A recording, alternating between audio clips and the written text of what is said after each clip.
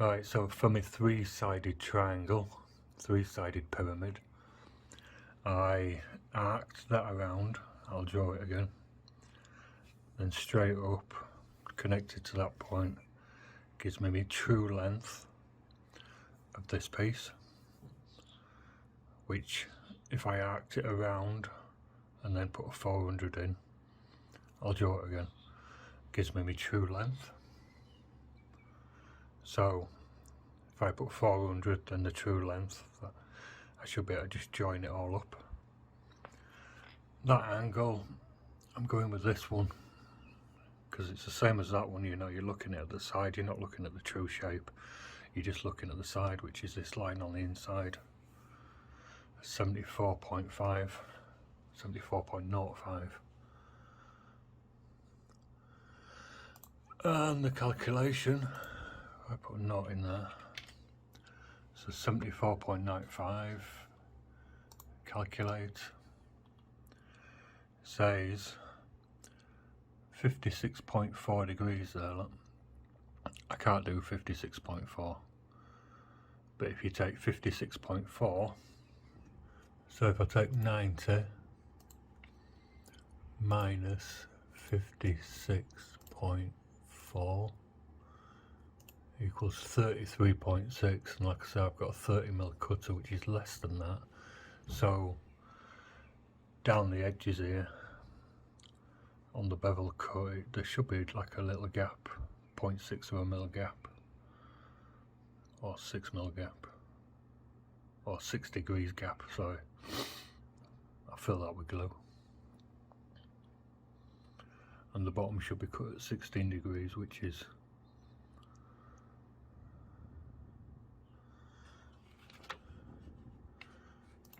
-90 minus 16, 74. I don't know, I'll work that one out.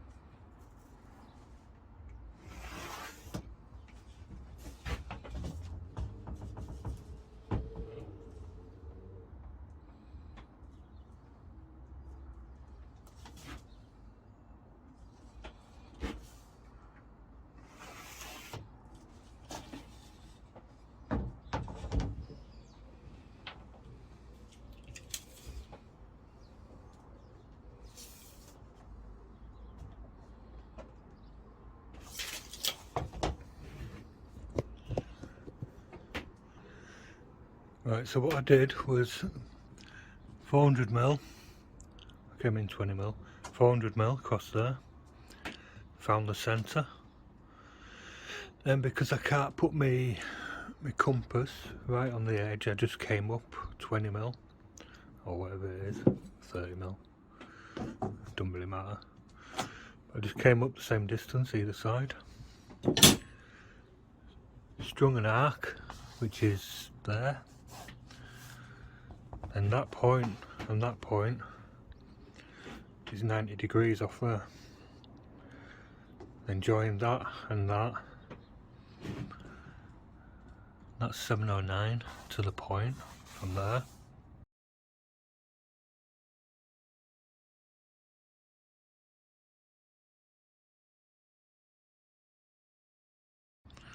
So that's up there, and that distance there, 737.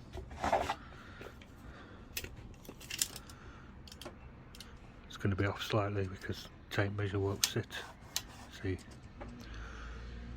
but it's about right. See, tape measure's off here. Like I say, I can't cut this one at 56 degrees or 33 because it's sloping back too much. It's like that. So I cut it at 45, run it over the router, cut 3 of them.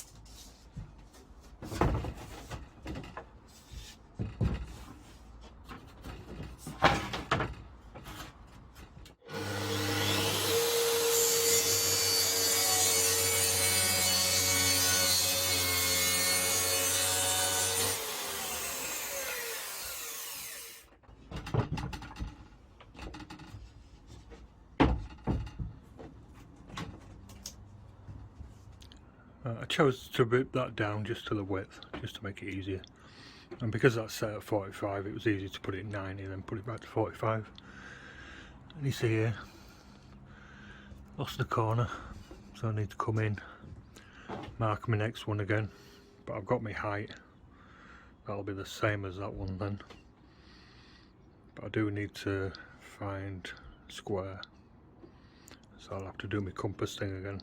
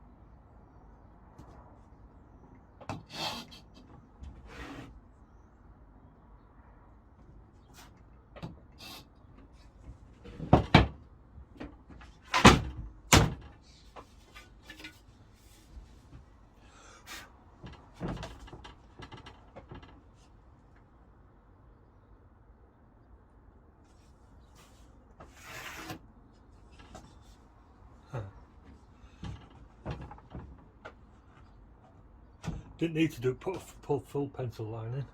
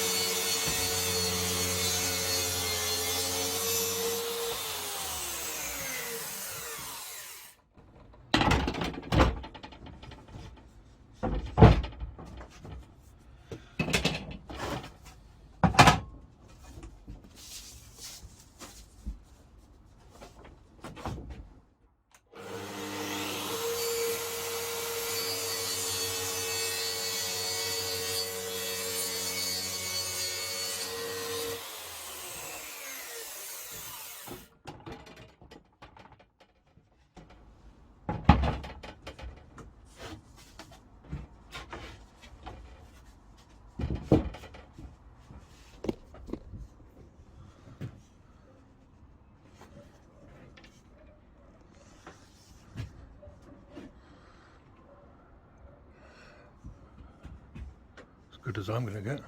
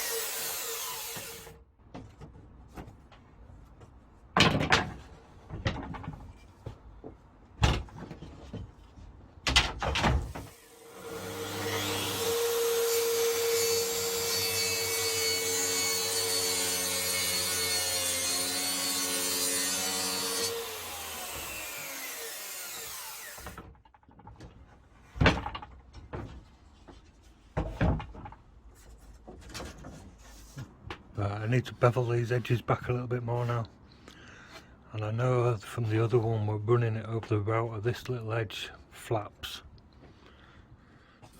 So on here I'm going to fix another board on here so that this little thing can't flap around so much.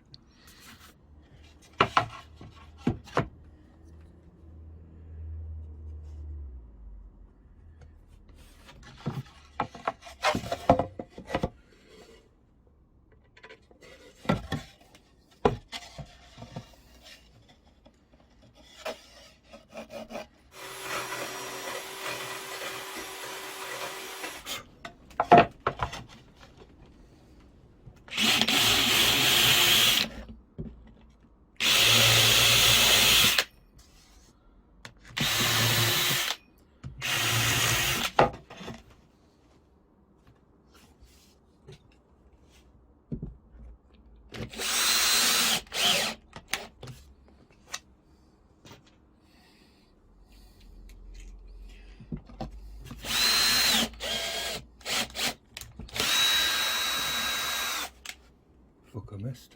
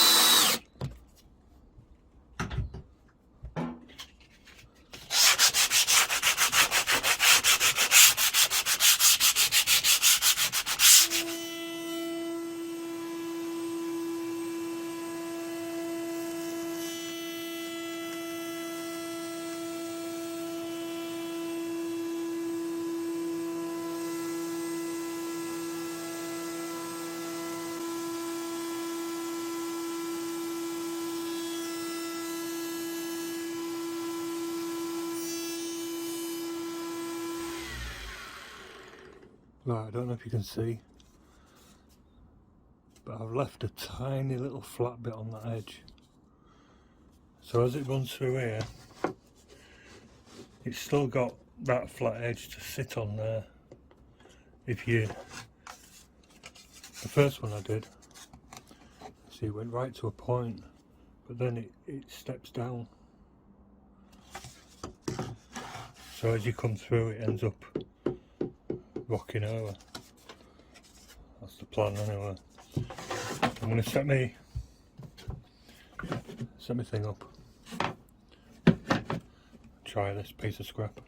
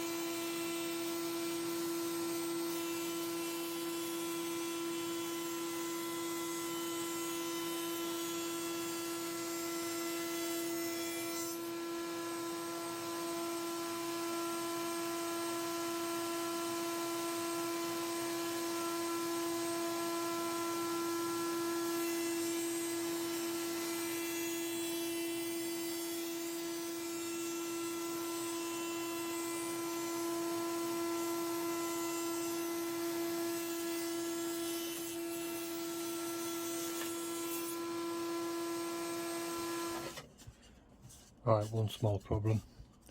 I need to rebuild this. This is chipboard underneath here. And as it comes through, I can show you. Take it out here. As it comes through, there's a little gap there, which means as the board comes through, it's lifting up on there.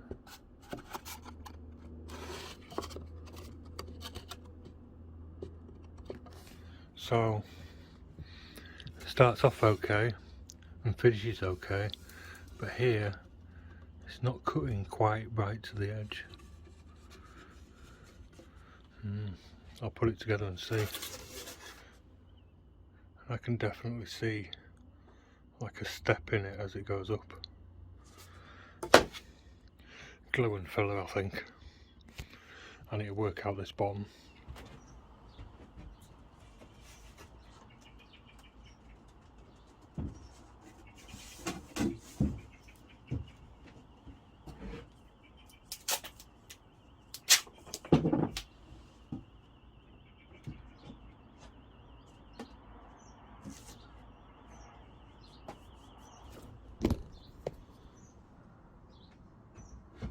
That's better than I expected.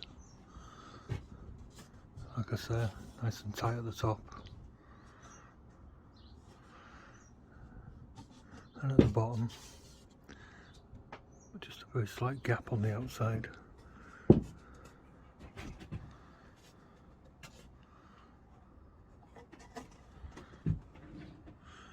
down there, little gap in the middle. But I think I can fudge that with a bit of filler. Some model's just going to be holding it, that's all.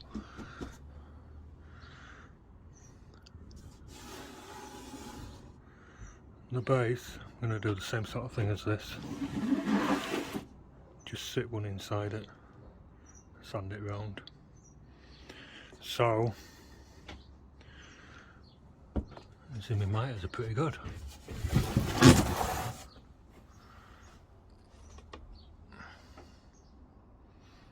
Bevels, whatever you want to call them. So I stand that on a clean board, get hold of the buggy thing.